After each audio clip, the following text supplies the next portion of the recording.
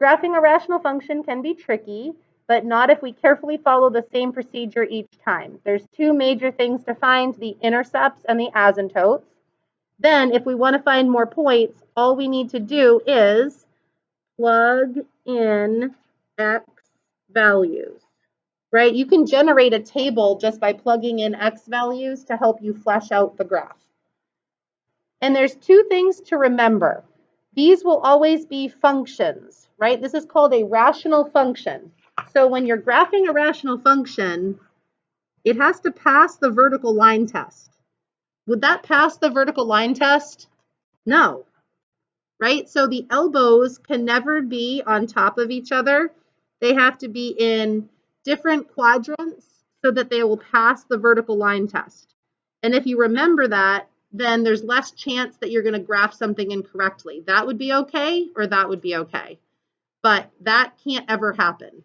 So it has to pass the vertical line test, and graphs will always hug their asymptotes. So hugging an asymptote, if this were an asymptote right here, these ends are getting closer to the asymptote. Or right here, these ends are getting closer to that asymptote. So that's what swoops that elbow to make the shape. And it says we've already spent time finding the intercepts. We just did that. So now we're going to find the asymptotes. And then there's just that summary of how to find x and y intercepts again. All right, so here is the part for your homework. The vertical asymptotes are setting the denominator equal to 0. So we've already looked at the numerator, so that was x-intercepts. Now we're going to look at the denominator, and it says this is also how to find the domain. That's what you're going to find on your homework tonight. So in your homework, you're just going to look at the denominator and what makes that denominator fail. So on this case, all right, x plus 3, that's what's in my denominator. What will be my vertical asymptote and what will be the domain of my function? What can x be? Or what can x not be in this case? X could be anything except what? -3, because -3 sets off the red flag of an error.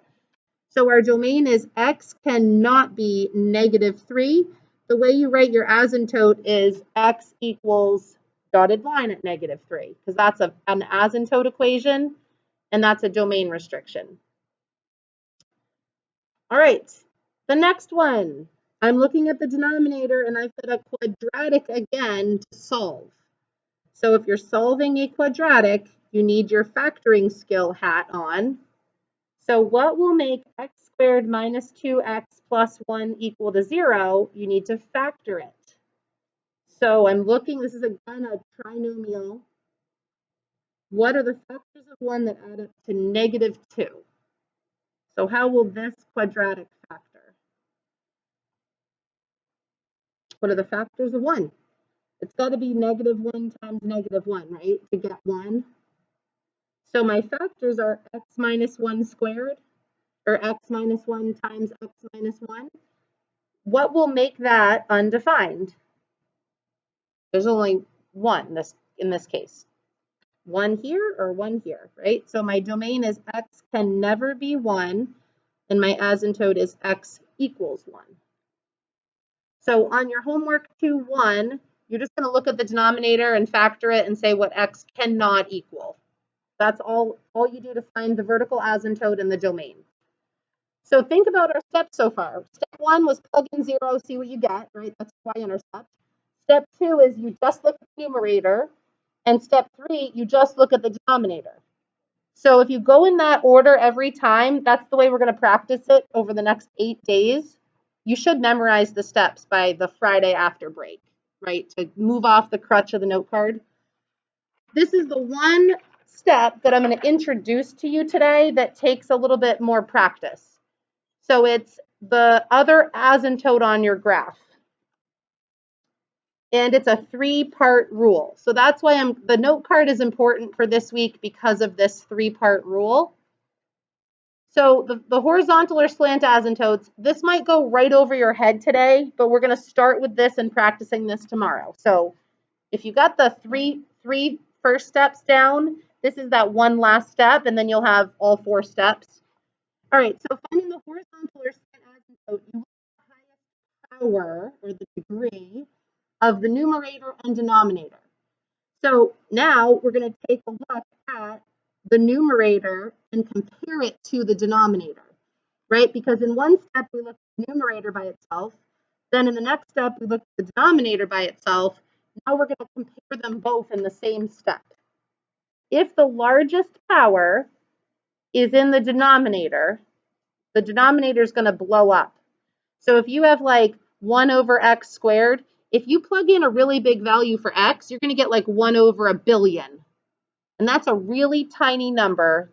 Basically, it's equal to 0, right? Like 0.000000001 is essentially 0. So the asymptote will be 0 when the denominator wins. So if the denominator wins, you could circle that. Denominator wins, the asymptote is always y equals 0. And that's an example of when that would happen. If the powers are the same, so if the numerator is equal to the denominator, you peel off the coefficients of x. So this way, like if you have this circled, then your brain can just see, okay, denominator 1, the answer is 0. If the numerator is equal to the denominator, we're going to peel off the coefficients. So see how we have a linear function divided by another linear function? If I peel off the coefficients, the answer would be 2/3. So y equals 2/3 is the asymptote, because if you plug in a billion, you're going to get 2 billion and 5 extra, and you're going to get 3 billion minus 2 extra. So 2 billion divided by 3 billion is the fraction 2/3. So for big values of x, that's what the asymptote is. And then if the numerator wins, you're going to have to do division. And that's why we learned division the other day. So see how this is just a division problem? X squared plus 2x plus 7 divided by x minus 3. So let's do a division practice together, just for people who haven't been here for division. So you put your divisor down the side of your box. So I'm trying to divide by x minus 3. My dividend is this guy, x squared plus 2x plus 7. So I put x squared in the top left box.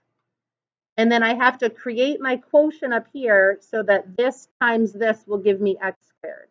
So I know that my asymptote starts with an x. X times x is x squared.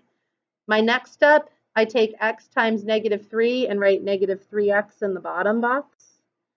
And then these two boxes together have to add up to the 2x in my dividend. So what goes in this next box? I'm trying to get to +2 though. I'm currently at -3x. So I need +5x's so that together that adds up to my 2x's that I wanted. So my asymptote is the equation x plus 5, because that's what I get when I just did my division. But let's just find our remainder. 5 times -3 is -15. So what remainder do I need to get to +7 in my dividend? I'm currently sitting in the hole at -15. What would I add to get to 7? 22. So you have a remainder of 22. Your asymptote is y equals x plus 5, which is a dotted line, right? You would start at 5 on the y-axis and then slope of up 1 over 1. So you have called a slant asymptote. That's it. Those are the 3 rules. And I say that's it, but I know that it's really hard to take in all of those pieces of information. But that is all the rules of rational functions. Those are the 4 steps. So that's as much as you need to learn. We're going to practice those 4 steps over and over again. Here's the summary of the rules. I basically circled them up here to give you the summary of the rules. So let's just look at maybe let's do the first page and leave the second page till tomorrow. All right, so let's do our vertical asymptote. What would make the denominator equal 0 for my vertical asymptote? +9, right? So my vertical asymptote is at x equals +9. All right, for my horizontal slant asymptote, what's the power of the numerator and what's the power of the denominator? So they're both a linear function, right? 2 plus x is a linear function. X minus 9 is a linear function. So I'm just going to write over here that the numerator was equal to the denominator power, right? They both are a linear function. And I'm going to take 1x and divide by 1x because the coefficient was 1 for both of those x's. 1 divided by 1 is 1. So y equals 1 is my horizontal asymptote. So that was the ratio of the coefficients. All right, you try the vertical asymptote for the next problem, and then we'll look at the horizontal asymptote together. So what would make the denominator 0?